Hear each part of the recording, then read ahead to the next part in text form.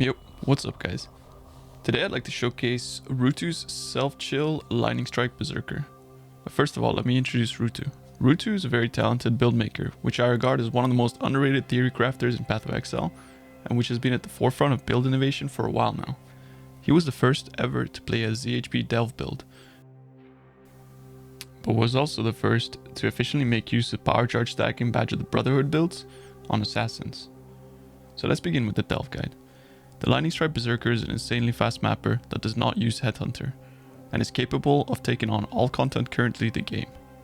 Its final min-max version will cost around the same price of Headhunter itself, whilst achieving power level that matches and exceeds that of the most powerful builds that are currently in the game.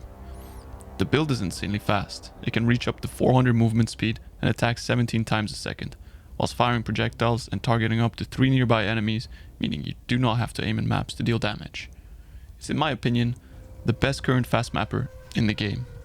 So that now that we introduced the build, let's talk about its mechanics. Thanks to the cold conduction cluster notable that states enemies shocked by your hits are chilled, we are both able to reflect the shock onto ourselves with Malgar's restraint and convert that shock into a chill. This chill is reversed via the Winterweave unique ring, turning what would usually be a reduction in action speed into an increase, which is a more multiplier on movement speed, attack speed, and cast speed. Lightning Strike is our preferred skill. This is because it's very difficult to convert physical damage to elemental without sacrificing too much.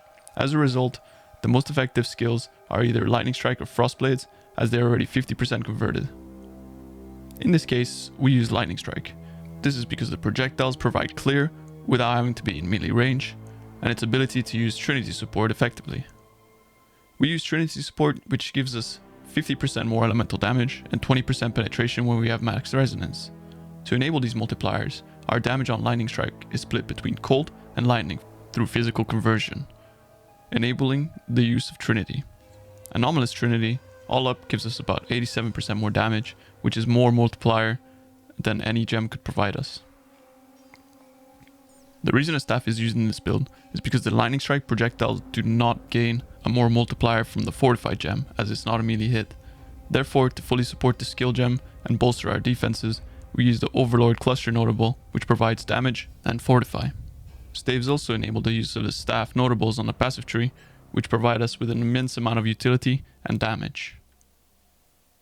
The non-damaging ailment stat is present on much of our gear, as well as our Marakat Legion Jewel, because it provides us with action speed, as it strengthens our chill effect, as well as decreasing enemies' action speed. Each 10 points of non-damaging ailment is equals to 1% action speed reduction for the enemies, and increase for your character, as well as a 1.5% increased damage taken by the enemies. After the Chainbreaker nerfs, Berserker became the only way to reliably make use of the Berserk gem, which provides 26% more attack speed, 39% more movement speed, and 24% less damage taken, with the helmet enchant of course. The Warbringer Ascendancy gives us 10 rage per 5 fires spent, when we are below 25 rage. We use a Warcry notable, Crywolf, to gain 10 minimum power and 20 rage every time you Warcry. It is important to note, however, that Multi-Strike is not supported by the Warcry buffs. However, we use Multi-Strike as it is too strong of a skill gem to not use. In our case, we picked General's Cry. This is because it has the shortest cooldown, 4-second base, and it can be reduced to 2.9 seconds with quality and second wind. With this, we can achieve close to 70% uptime when we use Berserk properly. For our defenses, the build ends up at around 200% life on the tree, 30% action speed reduction on bosses, 20% less damage taken thanks to Fortify, 24% less damage taken because of Berserk, and 12% less damage taken thanks to the endurance charge generated through our crits. And we also end up with around 25% block. So now that we've gone over some of the mechanics, let's talk about the gear. For our weapon, we will start with a 6-link Stormwall. You can buy a Stormheart for 6-link for about 15 chaos currently on the market, and use 1 chaos prophecy to get a free 6-link. This staff is only about 430 to 500 PDPS, but it has conversion, so you don't need to invest in a Watcher's Eye, and it has a good amount of crit as well. For the mid-end, we can use the Cane of Kulamak, which is the new staff that was added to the Katarina fight. This staff, we are looking for increased physical damage, attack speed and quality, and double damage ideally, or multi while a rare enemy is nearby, crit chance, or penetration as a suffix. In the end, the staff is nearly as effective as an endgame staff, but this leads us on to our final weapon. We would like to craft a rare item, about 700 plus PTPS with crit chance and attack speed. For our helm, we are looking for an enchant with Berserk has 30% buff effect, around 90 life, and some resistances. In the endgame, we can also Warlord Slam for 10% physical damage taken as fire, as this will provide us with physical damage reduction and will help with our defense. For our chest, we will use an Impulsa. Impulsa is very important for the build, as it has the unaffected by shock mod, which mitigates the shock that we reflect onto ourselves. Without this chest, we will take 50% increased damage at all times, so it is very important to use it. The armor also gives us life, increased damage, and increased shock effect, but also explodes enemies. Overall, it's a very good chest for how cheap it is, and is also very commonly double corrupted, so finding a good corruption for this in the endgame won't be too hard. For our gloves, we are looking for rare gloves with around 80 life and resistances. The first upgrade we're looking for in the glove slot is strike skills, target, and nearby enemies. This is a hunter mod. Getting this mod will save you about 4 points on the tree, and this should be prioritized. These gloves should have an open prefix if you aren't using Stormwall to craft conversion. In the endgame, we are looking for rare hunter gloves with the same modifier, however, this has to be Maven Orbed. Once Maven Orbed, the strike skills target 2 additional enemies instead of 1. And also, we are looking for open prefix here too. For our amulet, we're looking for a rare amulet with life, increased effect of non-damaging ailments, and an open prefix. Other good stats include physical, cold, and lightning damage to attacks, critical strike multiplier, resistances, and for the very end game, we can also Redeemer Exalt for physical damage as extra cold, or Crusader Exalt for physical damage as extra lightning. For one of our rings, we have to use the Winterweave unique ring. This is what allows us to reverse the effects of chill. For our second ring, we can start with a ring with life, resistance, and an open prefix for minus mana cost of non-channeling skills. In the mid game, we can upgrade this to a Vermilion ring, with resistance and an open prefix as well. And for the very end game, we're looking for a Shaper Vermilion with Assassin's Mark, life, and resistances. As a tip, you can very easily craft Assassin's Mark by using Harvest Caster Reforges. For our belt, we're using Malagar's Restraint. We can upgrade the belt slot further by looking for a corruption. We are ideally looking for critical strike multiplier, attack speed, percent life, resistance, or hatred aura effect.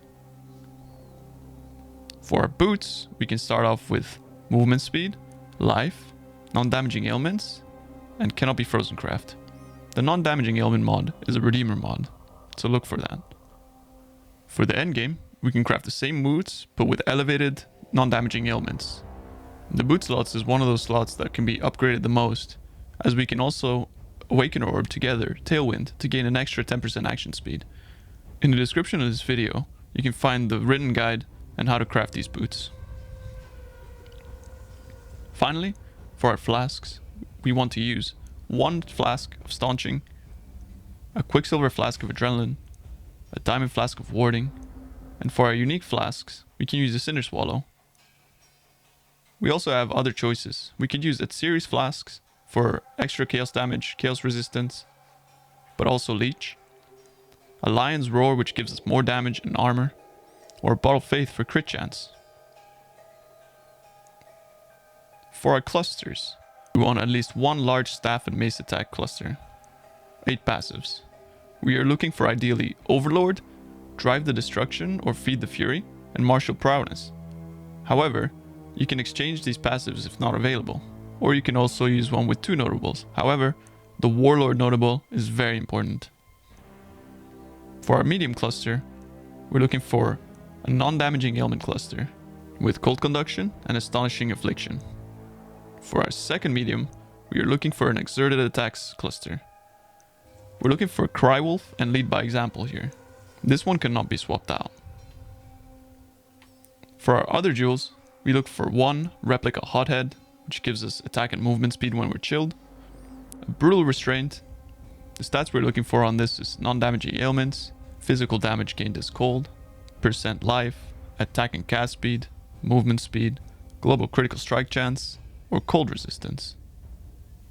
On our Watcher's Eye, which is required when you upgrade out of Stormwall Staff, we are looking for Hatred Conversion to balance our Trinity. For a second stat, you can look for Hatred Crit, Hatred Flat, Precision Attack Speed, Precision Crit Multi, or Precision Attack Damage. For our rare jewels, we are looking for 2 good stats ideally.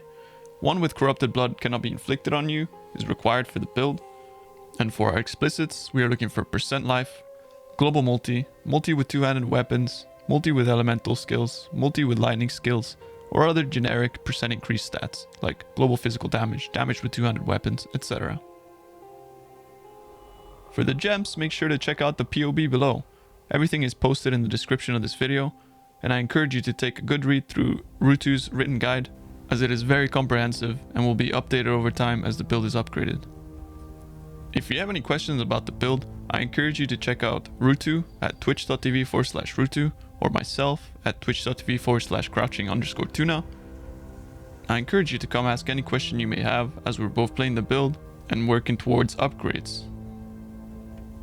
I hope you've enjoyed this overview/build guide and look forward to seeing more people enjoy this build, as this league, aside for ultimatums, Headhunter is not a very good item. However, this build achieves Headhunter speed and clear for cheaper than what a Headhunter is. So thank you very much for watching. Have a good one, boys.